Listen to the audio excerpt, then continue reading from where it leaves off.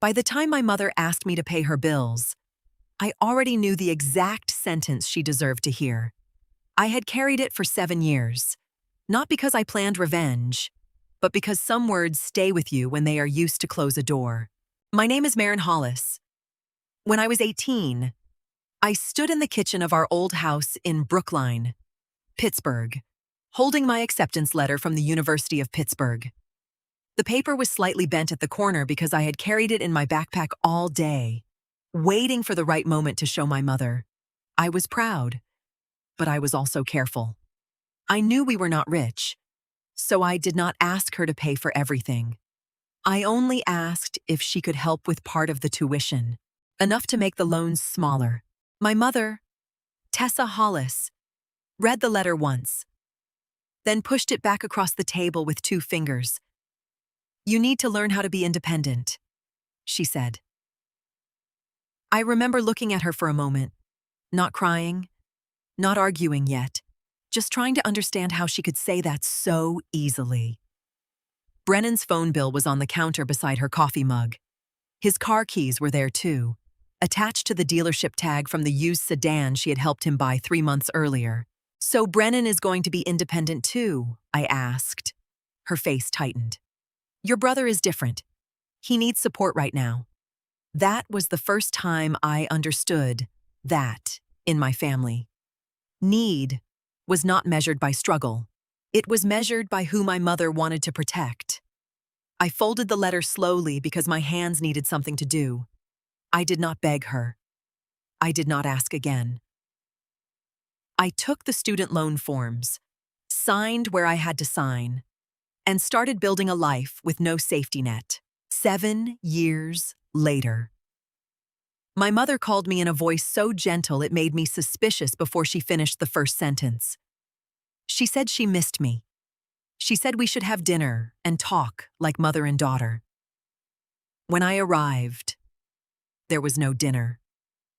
There was only coffee, a stack of overdue bills, a mortgage warning, and my mother sitting across from me as if the past had quietly erased itself. "Maren," she said, "I need your help." I looked at the papers first, then at her. For once, she was the one waiting for my answer. The first year after I left home taught me what my mother's version of independence really cost. I rented a small room near Oakland with a window that stuck in winter and a radiator that hissed too loudly at night. It wasn't comfortable, but it was mine, and that mattered more than I expected. I worked mornings at a bakery before class and evenings at the campus bookstore after lectures. Between shifts, I studied finance with tired eyes and counted every dollar twice before spending it. Sometimes I delayed buying textbooks until I could borrow someone's copy. Sometimes dinner was toast, eggs, or whatever was marked down at the grocery store. I don't say that for pity. I say it because survival has details, and mine were ordinary but exhausting. My mother called sometimes, but rarely to ask if I was eating or sleeping. She called because I hadn't visited, because Brennan missed me, because relatives were coming and the house needed cleaning. "You can skip one shift," she said once. "Family should come first." I held the phone tighter and said, "You wanted me independent." "Mom, that means I can't be abandoned financially and still treated like unpaid help." She went quiet, then called me difficult. Brennan, meanwhile, kept needing support. When he quit another job, she called it stress. When I worked too, she called it stubbornness. That was when I stopped explaining myself.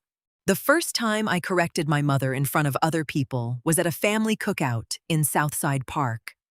I was 19 then, tired from a morning shift and still wearing the plain black shoes I used at the bakery, because I hadn't had time to go home and change. I remember the smell of charcoal and the sound of my cousins laughing near the picnic tables. But mostly, I remember Brennan pulling into the parking lot in a newer used car like he had earned a prize. My mother watched him step out and smiled the way she never smiled when I talked about exams or work. Aunt Paula asked where he got the car, and Tessa answered before Brennan could. I helped him with it, she said proudly. A man needs reliable transportation if he's going to build his future. I waited for that sentence to settle. Then I looked at her. And I didn't need help building mine. The table went quiet enough that I heard someone set down a plastic fork. My mother's smile tightened. She told everyone I had wanted to do college on my own, as if I had chosen loans and double shifts for character development. That's not true. I said. I asked for help. You refused. Brennan laughed under his breath. Maren always makes herself the victim. I looked at him, then at my mother. No. Brennan. I'm just done letting you both call unfairness a family value. Tessa's face flushed, but she didn't apologize. She called me dramatic and told me I was embarrassing her. That used to be enough to make me shrink. That day, it only made me stand up. Before I left, Brennan started talking about a business idea with used construction equipment and said he only needed one good investor. My mother's expression softened immediately, and I understood that she was already preparing to believe him. By the time I turned 25, my life looked small from the outside, but it was steady in a way I had once thought impossible. I worked as a financial analyst for a regional construction firm near downtown Pittsburgh, in an office where people cared more about clean reports and accurate budgets than family stories. That suited me. Numbers didn't ask who was favored at home. They only asked to be handled honestly. I bought a modest townhouse in Dormont through a first-time buyer program after years of saving every spare dollar. The place had narrow stairs, old cabinets, and a back porch just big enough for one chair and a small table. Most of my furniture came from thrift stores or clearance sections, and my car was practical enough to be invisible in any parking lot. Still, every bill was in my name, every payment was made by me, and every quiet evening there felt earned. I was close to paying off my student loans then, not finished, but close enough that I could see the end of them. I had built a life with no safety net, and for the first time, I wasn't angry every day. I was careful, yes, but I was calm. Then my mother called. Her voice was soft, almost careful. That alone made me sit still at my kitchen table with my coffee cooling beside my laptop. Maren. I miss you, she said. I think we should have dinner and start fresh. I didn't believe her, not fully. My mother didn't usually reach for me unless she needed something carried, cleaned, excused, or forgiven. But I said yes because I wanted to know what had changed. 2 nights later, I drove back to the Brookline house I had left at 18. I told myself I was only going to listen. I didn't know yet that listening would be enough to show me the truth. The Brookline house looked smaller than I remembered, and not just because I was older. The porch paint had started peeling in long strips. The yard was overgrown near the fence, and a stack of unopened mail sat inside the front door like someone had been stepping around problems instead of facing them. My mother hugged me too quickly, then moved back toward the dining room. There was coffee on the table, but no dinner. In the middle of the table sat a pile of papers arranged too neatly to be accidental. Credit card statements, a late mortgage notice, a home equity line of credit document, and a business loan with Tessa Hollis listed as co-signer. I sat down without touching anything. What is this? I asked. Her hands moved around her coffee mug. Brennan's business had a hard few months. That was how she said it at first, as if a failed equipment resale business were just bad weather. Then the details came out slowly. She had co-signed a loan because Brennan promised he had a major contract coming.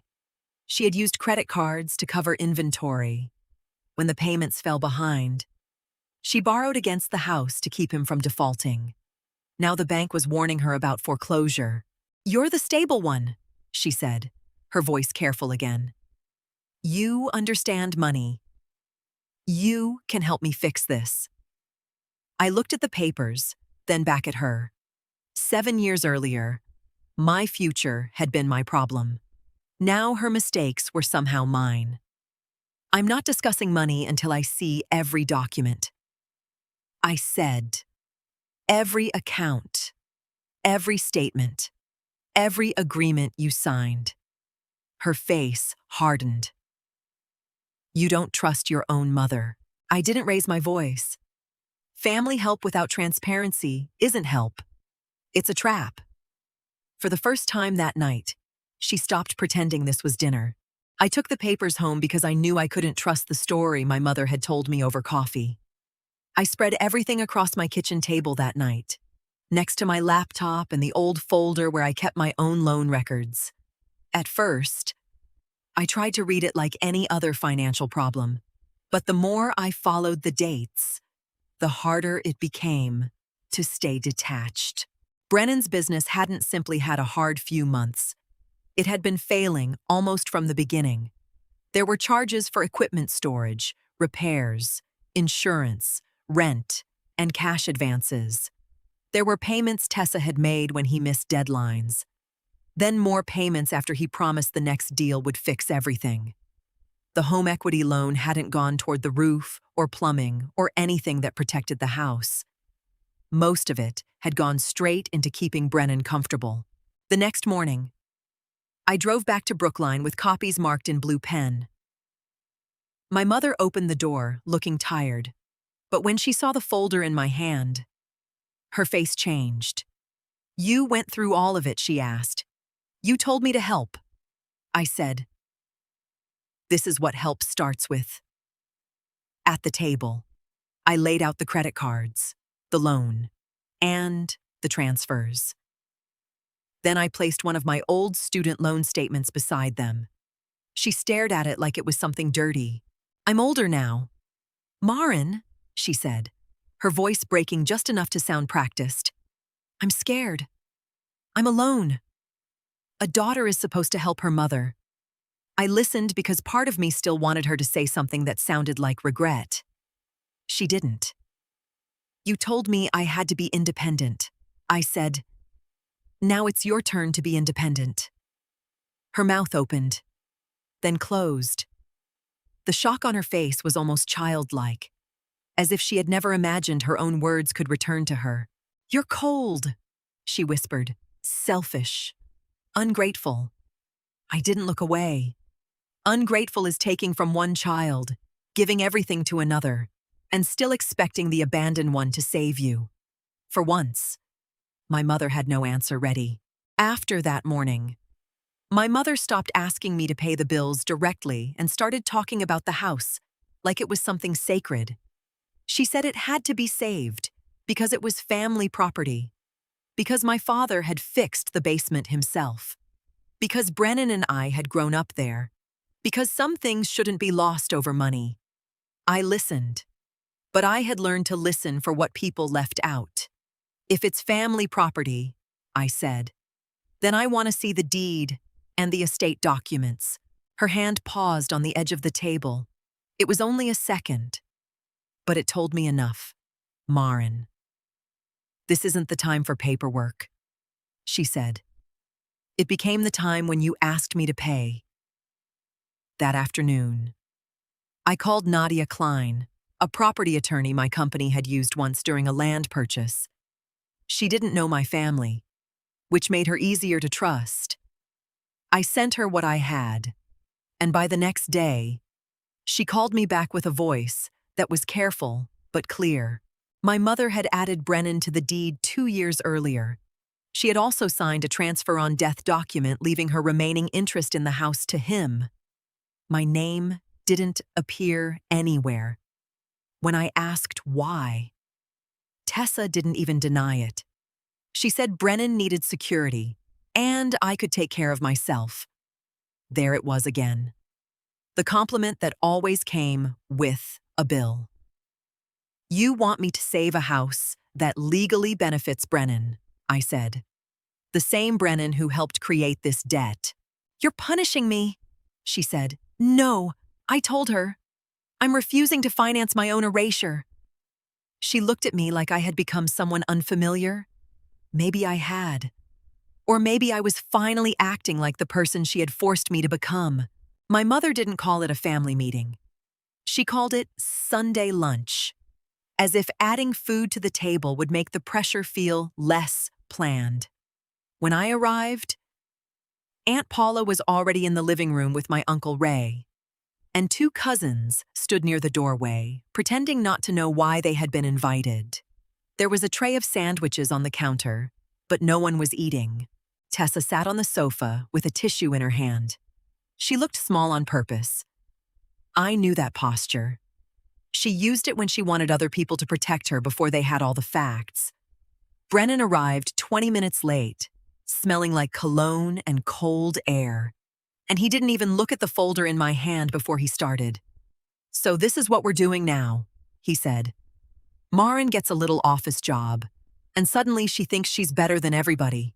My mother lowered her eyes, but she didn't stop him. Aunt Paula looked at me with disappointment already prepared. "Your mother could lose her home," she said. "Whatever happened before, you shouldn't let that happen if you can help." I sat at the dining table and opened the folder. My hands were steady, which surprised me. Maybe there comes a point when being accused of cruelty stops hurting, because the truth is sitting right in front of you. She didn't ask me to help after one emergency. I said. She asked me to pay for years of choices she hid from everyone. I laid out the co-signed business loan first, then the credit card statements, then the home equity line of credit. I placed the deed change beside them, followed by the transfer on death document that left the house to Brennan. No one spoke for a moment. Aunt Paula picked up the deed copy and read Brennan's name twice, like the letters might rearrange themselves. "Why is Brennan on the house?" she asked. If Marin is the one expected to save it, Brennan's face tightened. Because she never cared about this family anyway. I looked at him across the table. Caring about family doesn't mean funding your entitlement. Tessa whispered my name like a warning, but it had no weight left. The room had shifted. The same relatives who had arrived ready to judge me were now looking at the papers. Then at Brennan. Then at my mother. That latest insult from Brennan should have hurt more than it did. What stayed with me was the silence after it. Because for the first time, the silence wasn't against me.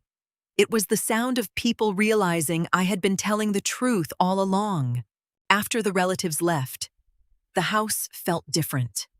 The pressure my mother had tried to build around me had collapsed. And without it, she looked less angry than frightened. Brennan didn't stay to help her gather the papers or explain anything. Once he understood I wasn't going to write a check. He grabbed his jacket and left through the back door without saying goodbye. That told me more than any apology could have. Tessa sat at the dining table with the bank notice in front of her. Her hands were folded tightly.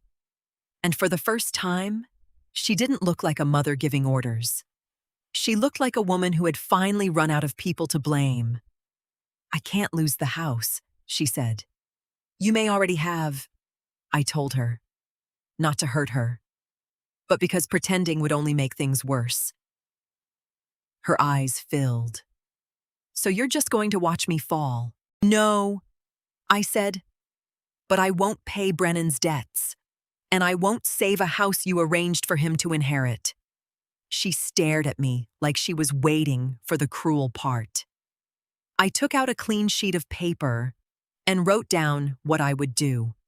I would pay a financial counselor directly. I would pay for a bankruptcy attorney to review her options.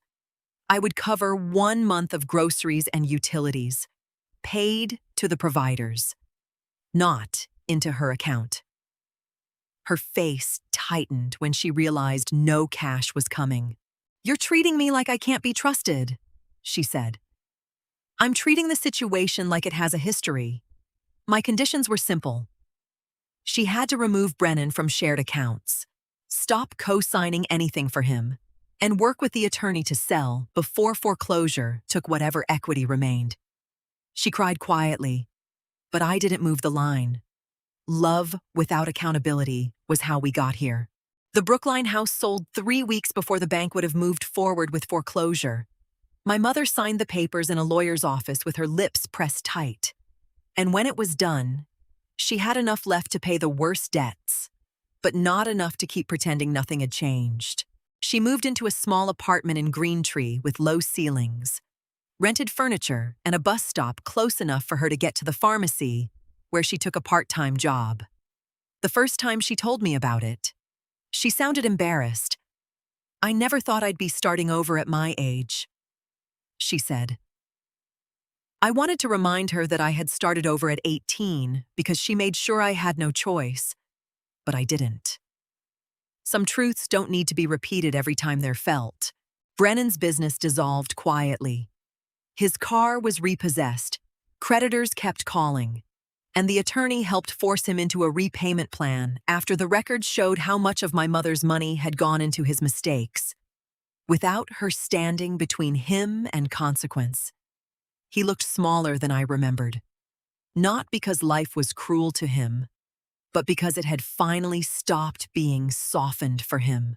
As for me, I paid off my final student loan on a Friday afternoon from my kitchen table in Dormont. I sat there with my old college acceptance letter beside the confirmation email, and I waited for some big feeling to arrive. It didn't. There was only a quiet release in my chest, like I had been carrying a box for 7 years, and finally set it down. Later, I started a small annual scholarship for young women in Pittsburgh whose families had refused to support their education. It wasn't grand, but it was honest.